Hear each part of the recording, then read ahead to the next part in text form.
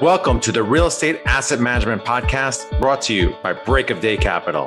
The show focuses on educating syndicators and apartment owners on how to build systems and manage their properties more efficiently to become a best-in-class operator. 100% straight talk. Let's jump in. Hey everyone, welcome to another episode of the Real Estate Asset Management Podcast. I'm your host, Garylipsky with Break of Day Capital. Be sure to join our Facebook group, Asset Management Mastery, where we have a great community of thousands of like-minded individuals sharing resources and best practices.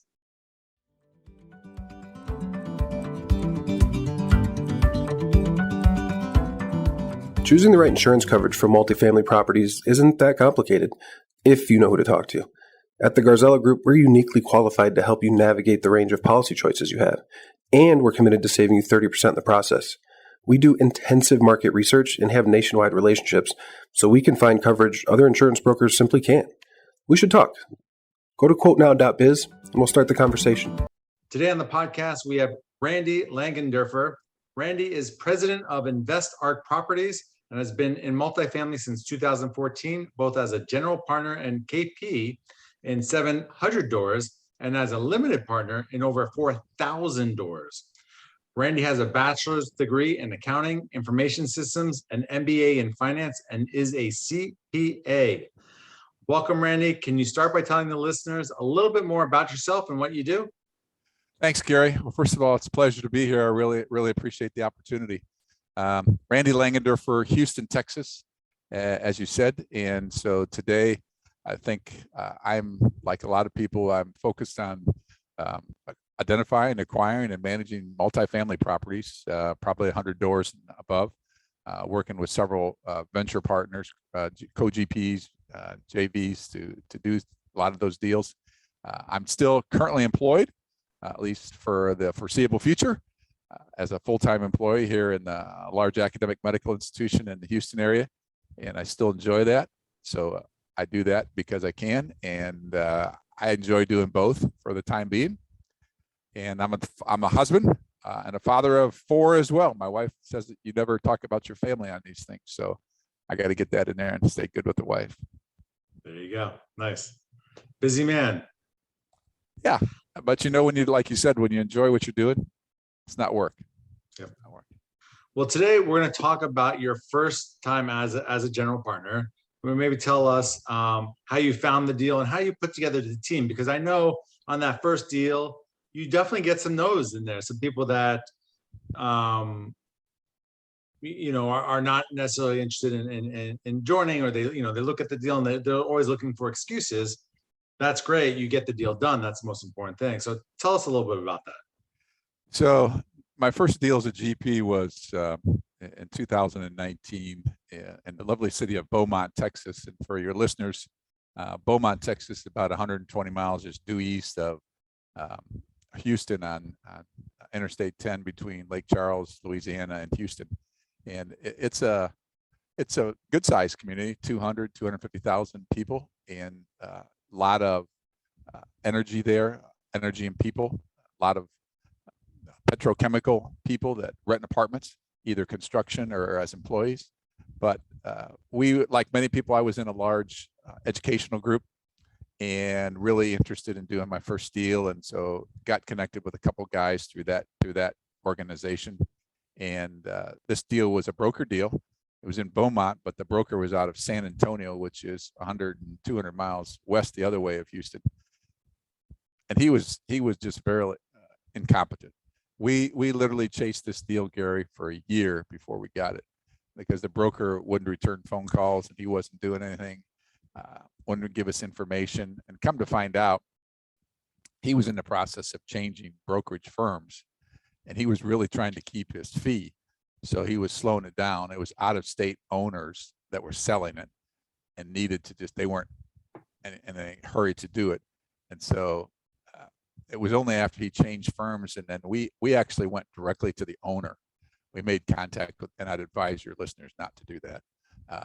Because sellers don't really like that, especially the brokers. But this guy was so incompetent. We went to the seller themselves, and we basically paid him the fee. He got his fee in the end, but we really communicated with the seller directly. And the seller was out of Ohio, a group out of Ohio, able to find their contact information and just made touch with them.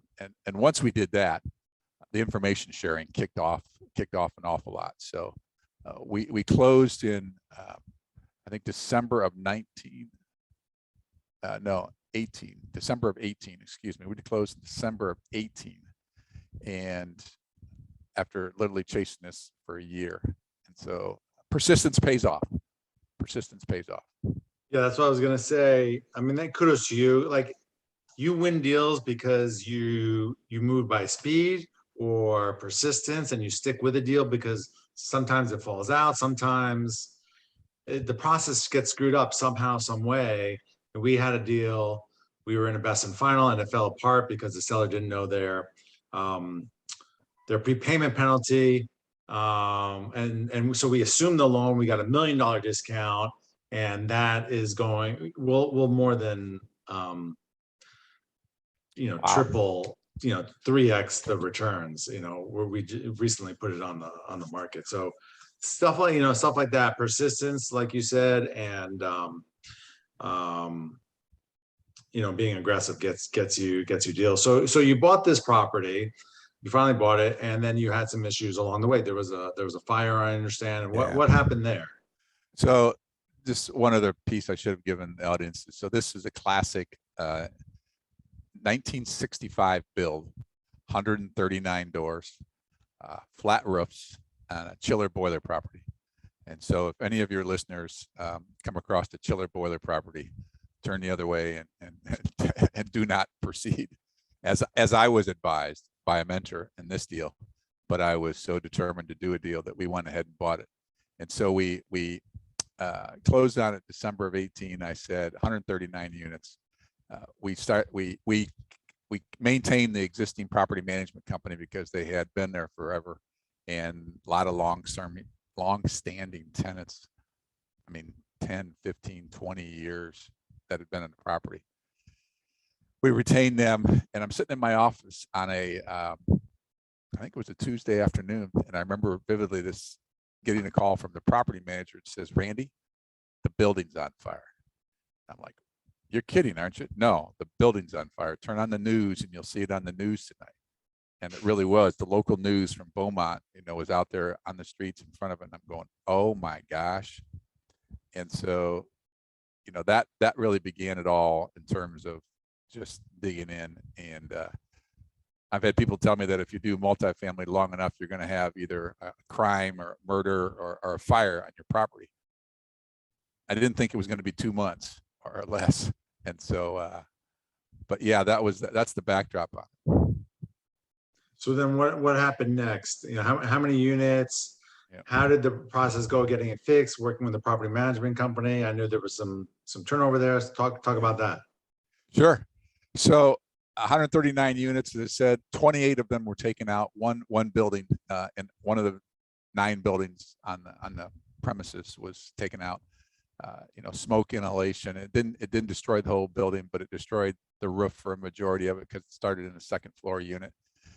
And basically everybody in the building had to be evacuated. And so there's the first thing, right? And you really learn a lot in times of crisis of people's character and stuff. And to the we had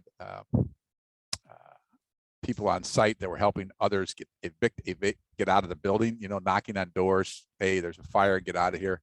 So thank goodness, Gary, thank goodness nobody was injured. Nobody was harmed in the fire, only property loss. And that alone is what you really pause and take solace in, that nobody was injured. And then the attention turns to, how do we take care of these tenants? And so we learned an amazing thing too, that the American Red Cross will come out and help in that time of crisis. And so for that night and for a couple of nights, you contact American Red Cross if it ever happens to you, and they'll come out. They actually offered vouchers to put all the tenants up in a hotel for a couple of nights. Now, as landlords, we're not required to do that. We're not required to put them up in any temporary living area like that. But the American Red Cross will for a couple of days. And so I think that was the real focus, is one, just to make sure nobody's injured, two, to get people temporary housing and to get them out. And then once they get the temporary housing, right, they want to come back the next day and they want to clean out their apartment. They forgot the dog, they took the animals, but their dresses or their clothes or whatever. So, it's making, by then, you got the tape around the building because it's a fire scene and the fire inspector's got to come out and inspect it. So you can't let people back in and stuff till after they clear it. So the next phase is that with the fire department, making sure that, they got to determine the basis of the fire. What was it? Was it a faulty building, wiring? Turned out to be another note to file for future reference is a barbecue grill on a patio. And don't know if it was tipped over or fell over or what, but that was the cause of the fire. And so there's a lesson for the future too. Like I said, is no grills on your properties in the future. So once we get to tenants taken care of, I guess the other lesson learned for me was really then it was communicating with investors. How do you tell your investors this happened? And I'm not saying a positive spin on it, but I think the venue I took was I tried to reach out and verbally or call all the investors I had in the deal and tell them, rather than sending them an email, trying to make it personal. One, the investment's still safe. The fundamentals are still there. We have insurance. Your investment is protected, and we're going to get through this. And that was the other second major message point there. And then, after you get the tenants safe, and after you talk to your investors and reassure them everything's going to be okay, or that we're on it, then it's starting to the rebuild. And so then it's getting insurance involved, telling your lender, make sure your lender knows you had a fire, and just so you're in good standing with the lender, and starting to get assessment bids and how long can it take. And so that took, I don't know, weeks. And we had loss of income insurance. But what I didn't know at the time that I've subsequently learned, right, is that doesn't kick in right away. Most first-time syndicators think I got loss of income insurance and they'll pay me, March's rent in March. No, you have to get the property entirely rebuilt and lease it back up before they'll give you cash for that. At least this vendor did. At least I don't know. Maybe you have a different experience, Gary. But so those are some of the starting points for me. Let me just take a pause there. Any questions I can answer?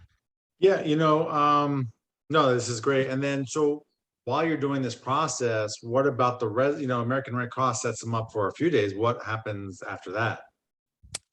Yeah, so you basically, obviously we're, as I said, as landlords, we're not responsible for that in the event of fire.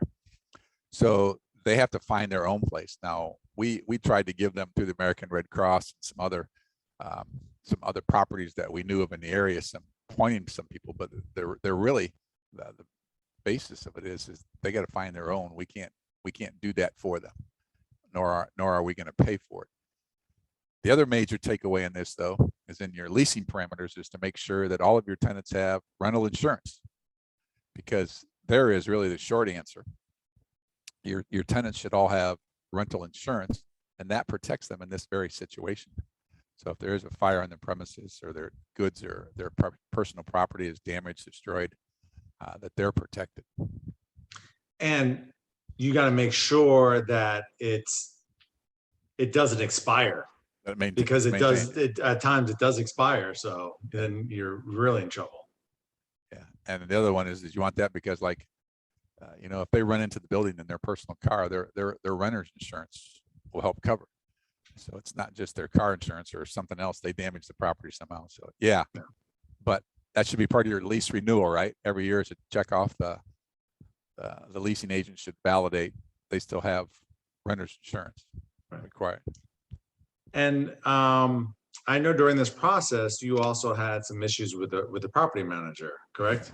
Yeah, this was you look back at this now and it was, it's funny now, but it certainly wasn't funny at the time. So yeah, when we bought the property in December of 18, we had retained the property management firm, as I indicated, and they had owned another property that my partners were involved with in the local market in Beaumont, Texas, kicking butt and taking prisoners on it. And they had a super rock star leasing person or on-site manager that was just doing everything right. Tenant relationship, collecting rents, raising rents. Well, we come to find out after we'd taken this, well, we knew it during due diligence, but we wanted to give her the fact that the onsite had really been there about 25 years on site. She was, I'm going to guess, a mid-50s, maybe a 60-year-old woman who had been here the entire time, and really raised her family there. She knew all the other tenants and called them by name and knew their families and et cetera. Just a real person. But what she did is, her problem was, she just had a real problem in telling tenants that the leases were going up, that we're raising rents. And so we made the decision shortly after the fire, probably in late March, early April, that we needed to change the onsite. We wanted to retain and give the property management company itself the opportunity to continue, but we wanted to train out the onsite property manager. And at that time, with the construction and we became very involved in the property as owners, more involved than traditionally owners are. So we helped review and interview the on-site property managers, because we were waffling if we were going to remove both the on-site and the property management company, but we decided to just change the on-site property manager. So we were very involved. We ended up hiring a young woman who was she had a commercial real estate background. She didn't have any multifamily background.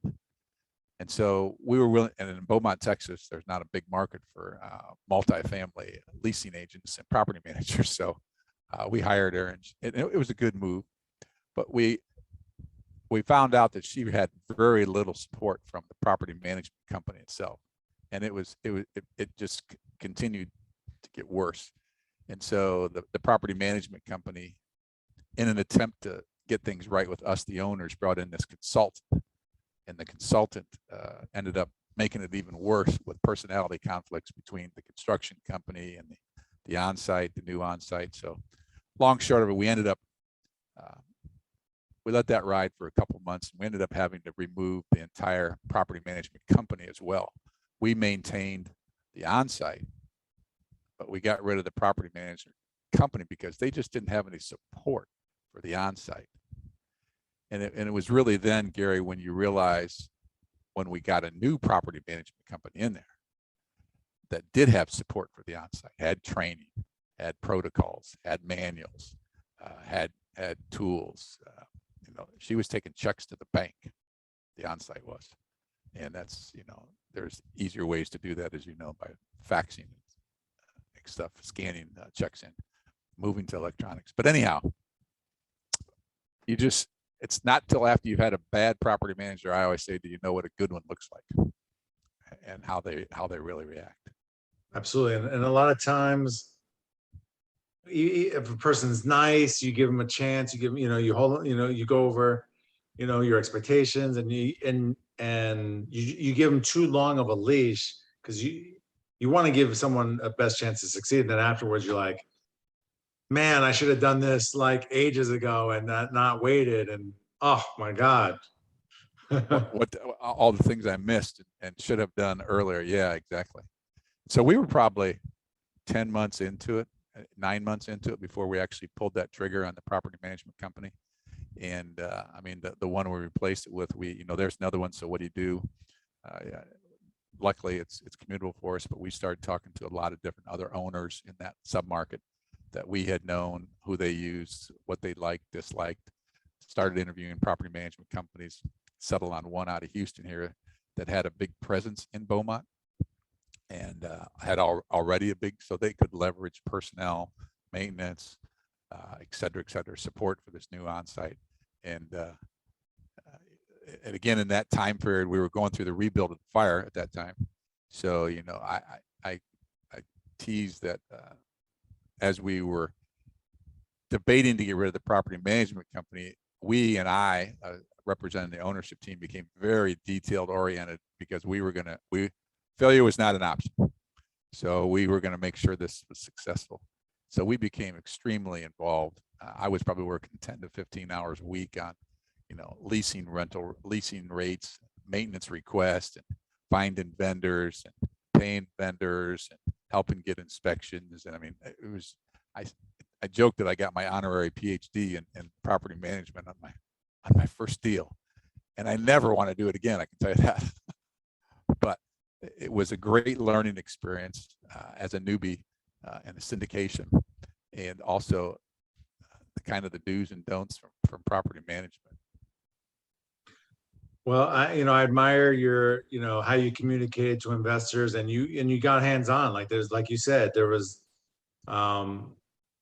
you had to get it done. There's no excuses. And at the end of the day, I understand you guys did very well, correct? Yeah, the good news is we were bought it right. So at the end of the day, we sold it 21 months later, and we 2x'd our investors' money. So at the end of the day, again, it was a great learning curve, and we did well. But I never want to repeat that experience. That's why we hire property management companies. Or good property management companies. Yeah. Good property. There you go. That's the key there. Good Right. property management. So if you're talking to a newbie and they're looking to do their first deal, what are like the 2 to 3 biggest takeaways you have from this lesson? Yeah. So the first one is, I really will not even entertain as an LP or a GP today a chiller boiler system. We could go on, and after we changed property management companies, then the chiller started to go bad, and we had all kinds of potentially the boiler went bad in the middle of winter when it started getting cold. Boiler goes out, and if the boiler goes out in 139 units, all 139 units go out. It's not just 1 or 2. So I really will not do a chiller boiler. Second one is property management's expertise in that marketplace. And so also it was key to us not only to be in Beaumont, but there's a lot of new construction. So we wanted to make sure they had BC experience in the Beaumont submarket. You'll find somebody that's doing, property management for 5,000 or 10,000 units across America or something, but what are they really doing in that local market? And so we found that to be probably one of our big keys, because that property management could leverage, like I said, maintenance people and sending people over to our property from their other properties to fill in for unit turns and stuff like that. So no chiller boilers, property management experience in the local submarket and in your class of asset. This question I ask all of my guests: what is your asset management superpower? Wow. I'm not sure I have a superpower, but I would say that my superpower, if I had one, is really just persistence and a doggedness and attention to detail.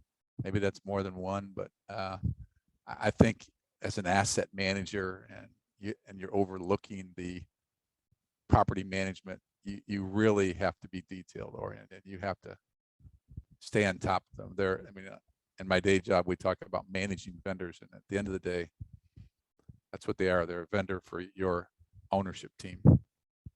So set up KPIs, establish weekly reporting, weekly phone calls, make sure that you're just on top of them and that they're doing what they say they're going to do. And if they don't, as you said earlier, don't be afraid to pull the trigger and change. Nice.